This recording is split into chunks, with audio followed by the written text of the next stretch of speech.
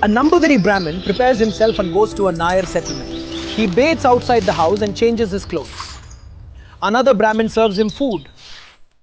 He then removes his sandals and enters the house where a woman is waiting for him. During this time, the woman's husband returns home and notices the sandals outside. He silently leaves, realizing that his wife is involved with the Nambudiri Brahmin. आज के केरल में नायर समाज की बस्तियां और इनके रहन सहन भले ही एक जैसे लगे, लेकिन इतिहास के पन्ने कुछ और कहानी बयां करते हैं। इन्हीं पन्नों में दबी है एक विवादित व्यवस्था जिसे संबंधम कहते हैं।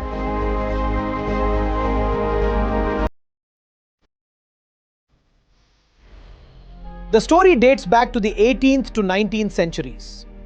At that time, in a Nambudiri Brahmin family, only the eldest son was permitted to marry a Nambudiri girl.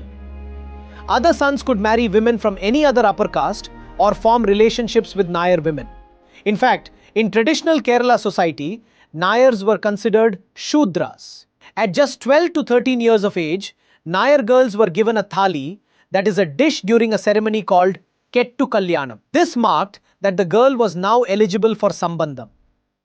The 1891 report by the Malabar Marriage Commission states that in many families, an auspicious time was chosen for sambandham. The man would arrive at the woman's house with clothes, an oil lamp and jewelry, after which the relationship would begin. According to Manu Pillai, an author honored with the Sahitya Academy Award, women lived in their parental homes. Nair women had the freedom to form relationships with multiple men, could initiate divorce, and were allowed to remarry if widowed. Bearing a child from a high caste man was considered a matter of honor.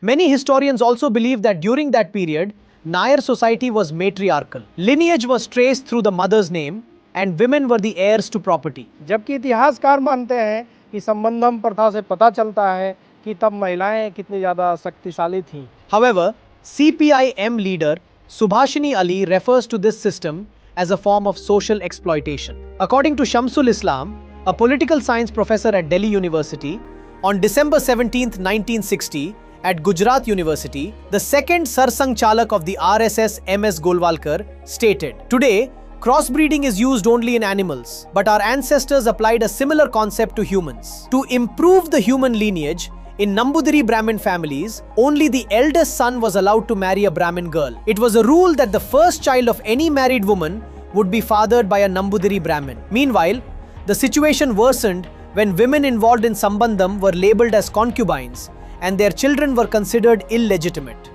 The British also viewed the practice as uncivilized. After the Nair Act of 1925, the practice gradually came to an end. Today, Nairs make up about 15% of Kerala's population, while Nambudiri Brahmins constitute just around 1%. The director of the Center for Public Policy Research, Dr. Dhanuraj, rejects this notion, saying, "I have never heard of this in Kerala, neither in the media nor in political circles. It has no impact on elections. You cannot win an election by making sambandham an issue." Elections this time.